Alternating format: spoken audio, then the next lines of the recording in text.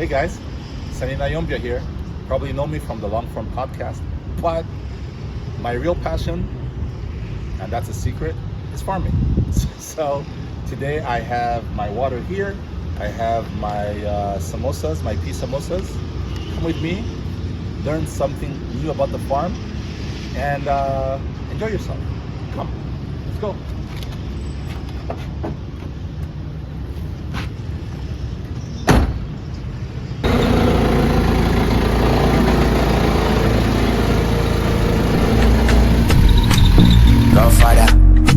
I don't do the hickey, I got. Who is this guy? I'm your favorite rapper, Who is this Look guy? me in the eye, then you stress better. Feel a good, go diggy da. I know Hansi nugu tiki ta. Put a cloud in the air, I can meditate. Singing moody prime, overflows, I administer. They call me the kid. I've been the man since P6. No photocopy, this the remix. She wanna kiss me off the Gilbies. Then she gon' wake up feeling guilty. Where's your boyfriend? Vamos a la noche. It's okay to make a mistake. I tell my haters beat it. Welcome to my city. All the girls are pretty. Welcome to my city. She put her hands in the air and go ta, ta, ta. Gikobwa chiza. Gikundi ibirayi bya Isa. Mamacita. Kissed another sister. Why are you gay? Why are you gay? Can I call you mister? Should I call you mister? I get it fine, babe. Oh, Richinisha. It's independent. Content creator. Baby, you can be whoever you want. I tell you that the world is yours, it's not mine. Can I promise diamond pearls is good vibes? I just know you really want a good time. Welcome to my city, this is how we say hi. Welcome to my city. Oh, so after about an hour 40 minutes of driving on probably, I think, the most beautiful road in Rwanda, we're finally here. This is what I call the Amarembo Lakeside Farm. This is a place I love almost as much as I love podcasting. So what we're going to see today is a few things.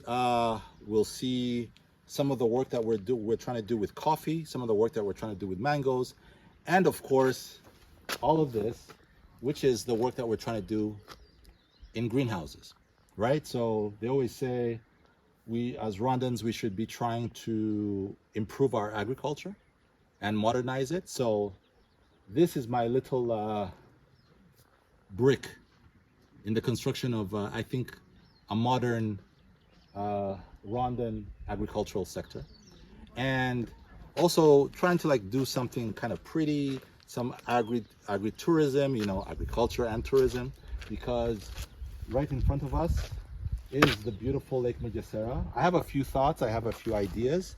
Maybe I'll share them with you very soon.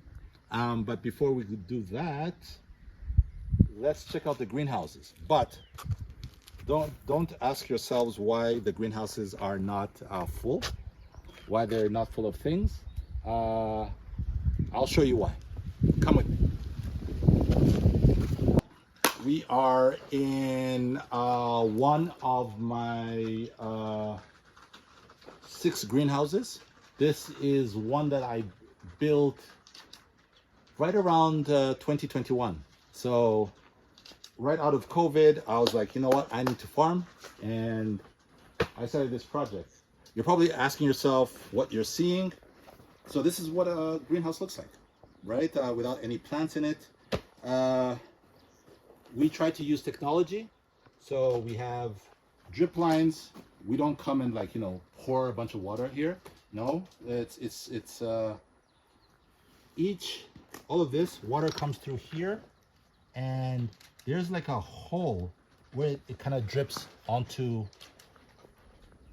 each plant. So we can put about 900 plants here. And then of course they grow upwards, and this is what they're connected with so they don't fall over. There's a joke I want to tell, but you'll have to forgive me if it sounds a bit lame, but I'm an old man, so here goes. There's a thing that young people like to say about being in how when you're in the club, you're all fam, but I'll turn it around and be like, we in the greenhouse, we all farm. So that's kind of funny, but maybe you don't find it funny, but it's all good. You're probably asking yourself why this thing is empty. Actually, all of them are empty at this moment. It's because we are about to remove the seedlings that are presently in my nursery and move them here. We're actually going to do that in 2 days. So if I was to film this, say 2 days from now, you'd have seen beautiful rows of produce. So you're probably asking me what the produce is. Come and I show you.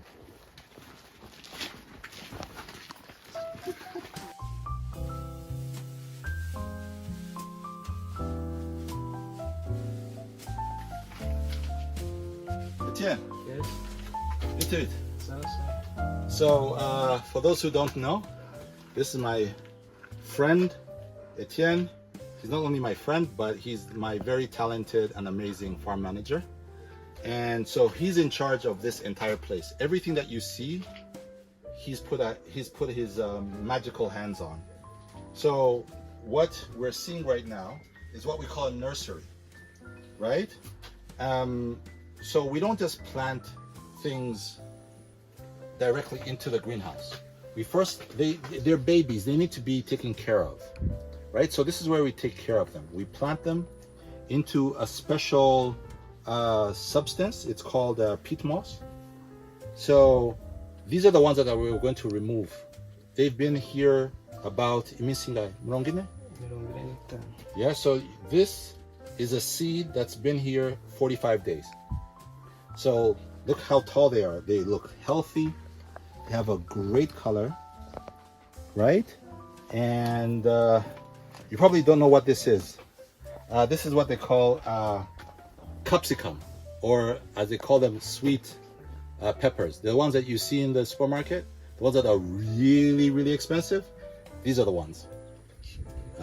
So there you go. So this is what it looks like, right? So this is a plant that is 45 days old. And after, actually 2 days from now, we'll move all these plants and start planting them in the greenhouses where you saw. Thank you, Etienne. Yes. So this is where we are. We have plants in Guyana. Magaratan. So we have about 5,010 plants here. So you have the red ones, you have the yellow ones, and we're going to move them. So aja Etienne bitwara igihe kingana gute zivuye hano zikaja muri mezi atatu gusarura. Okay. So once we move them into the greenhouse, it's now 90 days that we then start to harvest. And then we harvest continuously for a few months, almost every week. So this is a good business, but it's also very challenging. So maybe I'll do a special video kind of talking about the challenges. But I've been doing this for a while. This is almost it's 5 years now of this, and we've become quite good. And it's because of him. I've done nothing. All I've done is provide the money.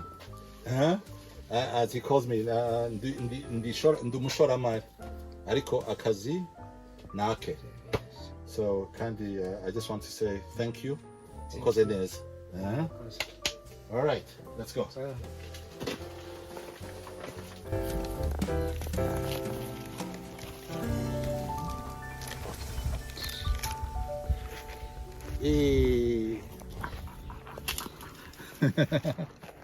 And then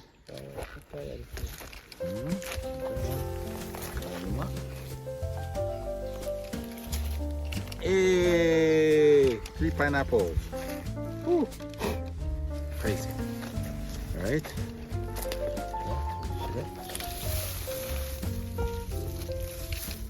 So this is a tree that's not very common in Rwanda. I don't know its name in Kinyarwanda, but in English, it would be a custard apple. I think if you go to certain supermarkets, you might find it there. So it kind of looks like, it's like an apple, hence the word custard apple, but it has like slightly spiny. And when you tear it open, it has very white flesh with black seeds. It's really, really healthy and makes a great juice. So I planted 1, 2, 3, about 5 of these. Again, just for home consumption, just to try something different, not just always having the same bananas and ibinyomoro. So all of this was planted around the same time. It's maybe maximum a year and a half.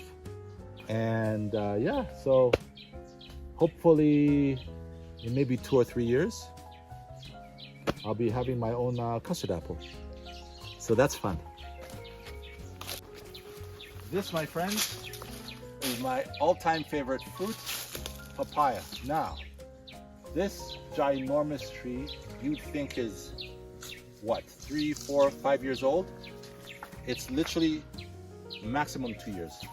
And it's been giving me fruit since it was this tall, right? So now it's way over there, but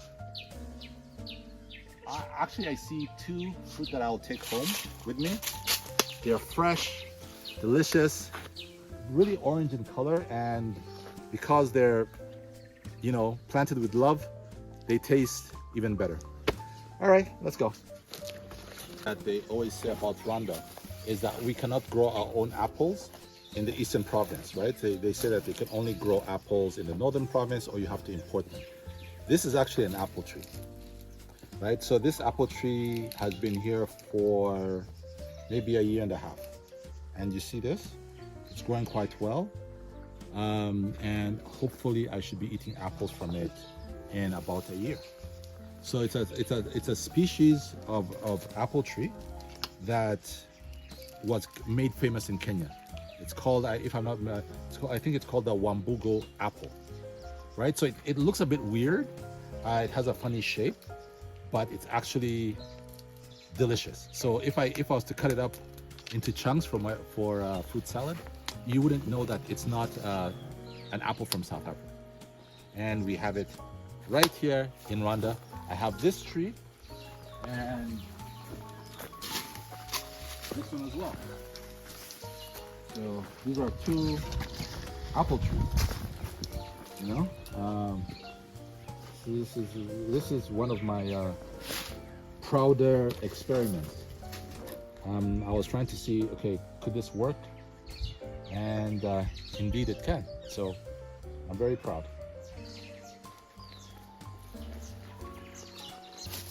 One of the best parts of being a farmer is fresh farm food. So I literally did not come planning to have cassava, but my guys were like, hey, we have some fresh cassava. I like cassava, this is amazing. And this is one of my other guys, he's called Vivance. He's going to make sure that I have fresh cassava tonight with my peanuts. I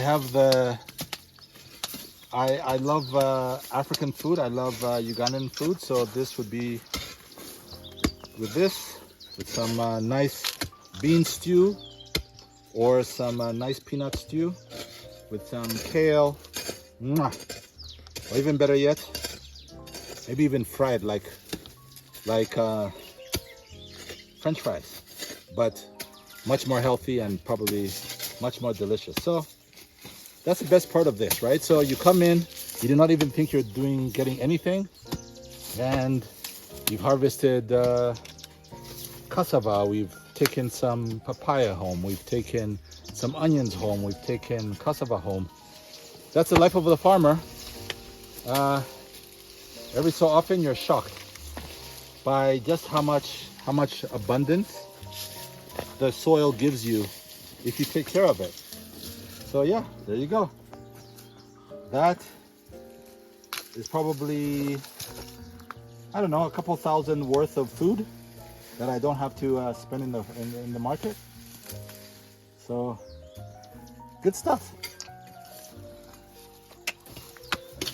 So this is fast becoming one of my favorite fruits, otherwise known as fene, or Abanyarwanda call it itenes.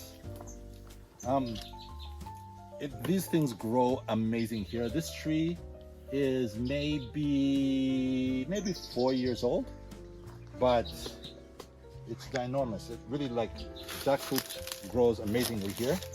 I use this to make sorbets. You can make sorbets, but usually I use it for, like, I'll eat it as it is, or I'll have juice. Now, friends of mine have enjoyed the juice, and so have I, and so have my kids, and it's really high in vitamins. These ones are not yet ready. You can kind of tell when they're ready, not because they don't change color. They don't, like, become like golden brown. No. But, like, you can almost smell the ripeness of the fruit, and so sometimes you can touch it. But then this one is still very raw. This one needs about 2 more months, and then we'll be eating this. These ones are the next group. Then you can actually see it, like, goes all the way up. So you have fruit. I mean, to be honest, I have so much jackfruit I don't know what to do with. So in case you like them and you want some, write a comment. You never know, I might just actually bring you some. Right.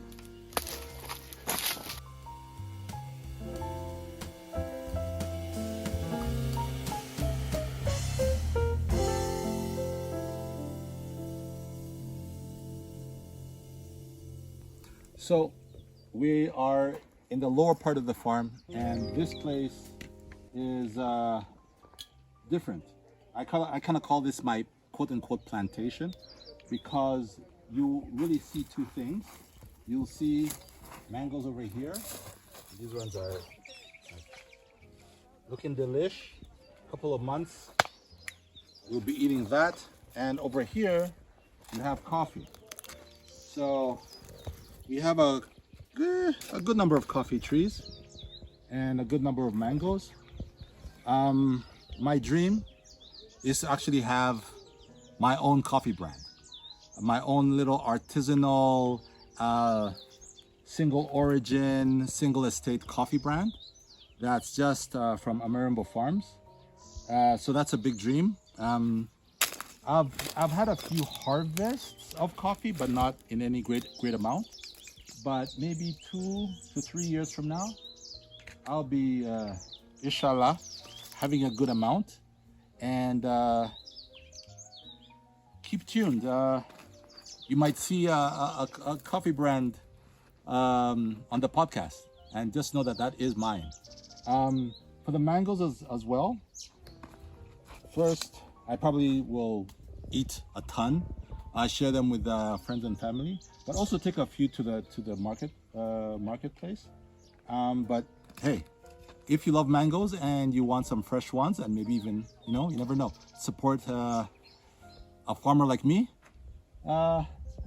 hit me up. Maybe I'll have a few mangoes to spare, and I'll be more than happy to sell you some. So that's the dream, is to become a farmer that does a couple of things. Some cows, but not that many. We're Rwandan, so we're supposed to have a few cows. I have a few that my grandparents gave me, so bless them. But yeah, this is my passion. This is my love. I rank them in this order: my family, my podcast, and my fun. But this has been an absolute labor of love. It's eaten all my money. Like, it's been crazy what we've had to do. But inshallah, everything will come good. And even if it's not for me, maybe my kids will get to enjoy this, and I get to enjoy rural Rwanda. As we become more and more modern and everything becomes about Kigali, I think we're losing something by becoming such city people. And I'm just happy that I have something like this that I can share with my kids and my friends and my family. And maybe one day, you never know, I will have a little Airbnb situation here and you guys can come enjoy fresh fruit and vegetables and fresh milk and coffee straight from a farm. And maybe, you know, you might see me in a corner recording a podcast. Just pretend you haven't seen me. But yeah, so this is what I do. This is what I do on the weekends very often. And thank you for coming along. Mwah. Peace.